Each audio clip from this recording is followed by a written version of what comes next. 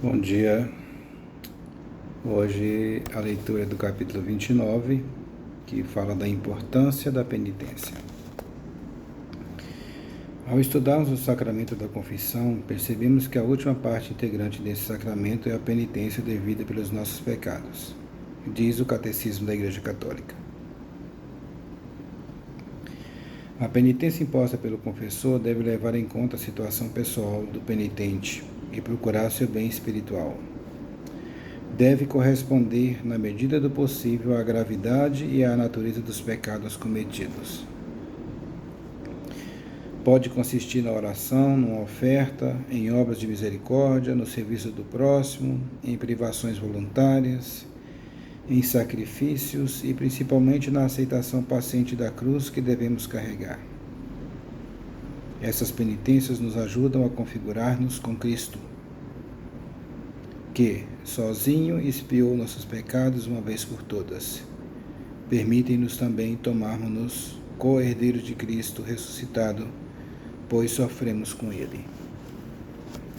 Mas nossa satisfação, aquela que pagamos por nossos pecados, só vale por intermédio de Jesus Cristo, pois não podemos coisa alguma por nós mesmos.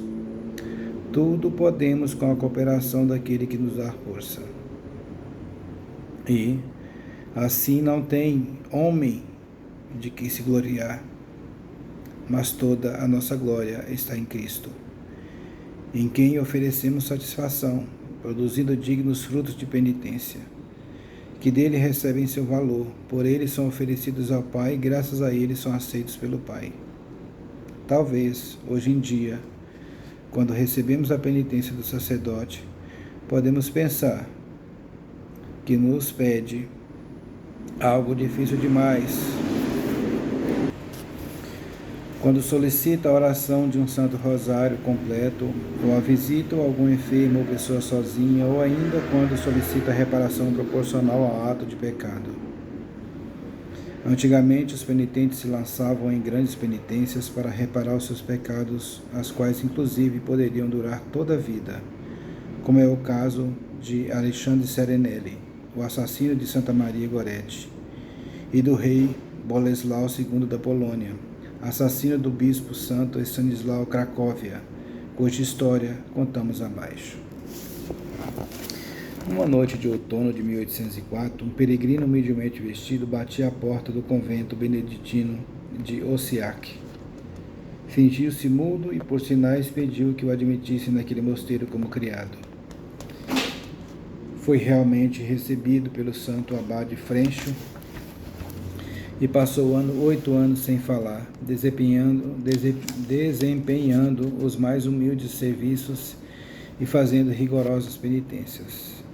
À hora da morte, deu-se a conhecer aos monges, dizendo: Eu sou Boleslau, rei da Polônia, que entre outros grandes pecados cometi o de dar morte ao santo bispo da Cracóvia, Stanislau, a quem eu mesmo assassinei junto ao altar, por ter ele censurado meus cruéis desmandos.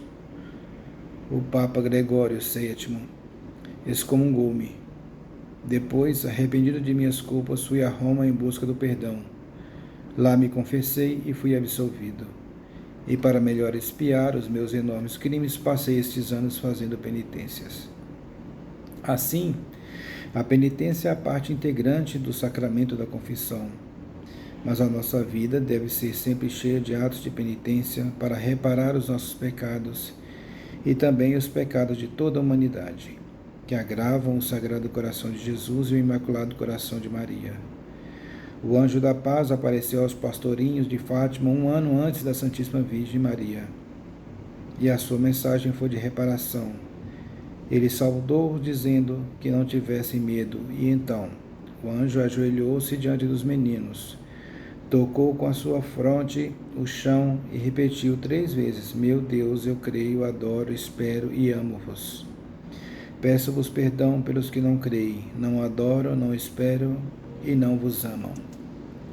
Lúcia, Francisco e Jacinta foram incitados por uma força sobrenatural a prostrar-se igualmente por terra e a imitar a aparição, repetindo a sua oração. Continuando, o anjo levantou-se e disse ainda: rezai assim: Os sagrados corações de Jesus e de Maria estão atentos às vozes das vossas súplicas. Depois o misterioso mensageiro desapareceu. Os meninos olharam assustados ao seu redor, sentindo-se transportados para outro mundo, e refletiram sobre o que tinham experimentado. Rezaram a oração do anjo, que se lhes gravou indelevelmente na memória. A partir desse dia, Lúcia, Francisco e Jacinta conversavam entre si, principalmente sobre essa aparição. Com gosto levavam as ovelhas aos prados próximos da colina onde lhes tinha aparecido o anjo. Rezavam com grande devoção a oração que lhes tinha ensinado e constantemente refletiam sobre o seu significado. Desta maneira, cresceu neles o pensamento da expiação interior. Acreditar em Deus também por aqueles que não acreditam. Esperar em Deus também por aqueles que não esperam. Amar a Deus também por aqueles que não amam. Adorar a Deus também por aqueles que não adoram. Pedir a Deus perdão pelos homens que esquecem a Deus, que já não acreditam, nem esperam, nem amam e tampouco adoram. Aos meninos tinha-lhes dito, inculcada uma atitude essencial e fundamentalmente cristã, que lhes seriam sempre familiar, como se levassem no sangue, e os três desenvolveram grandiosamente esta atitude expiatória da sua vida. Francisco e Jacinta, na maneira como sacrificaram a sua jovem vida, e Lúcia na sua disposição para a expiação com distintos conventos, e depois no Carmelo de Coimbra.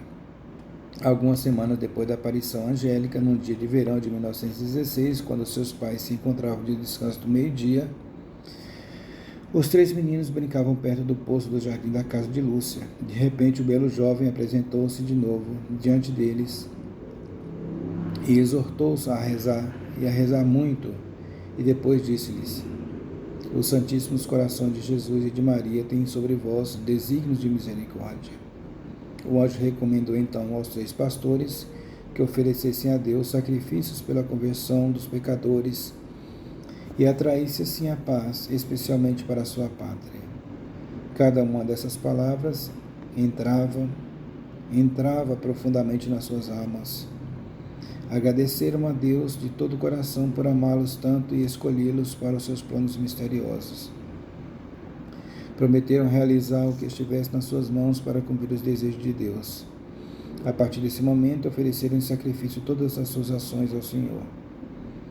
Que nossa atitude seja de reparação pelos pecados cometidos por cada pessoa dessa terra e que busque consolar os corações de Jesus e Maria, que já estão horrivelmente ultrajados por causa de todos os pecados da humanidade. E por hoje é só. E vamos à nossa oração. Meu Deus, por tantas vezes vos ofendi, por tantas vezes feri o coração sagrado, infundi em mim o desejo ardente de reparar com as penitências necessárias todas as ofensas e feridas que vos causei. Que São Miguel venha ao meu auxílio para me dar forças para lutar contra as minhas más inclinações, e que eu, arrependido, ofereça inúmeras penitências, não apenas por mim, mas também pelo mundo inteiro. Amém.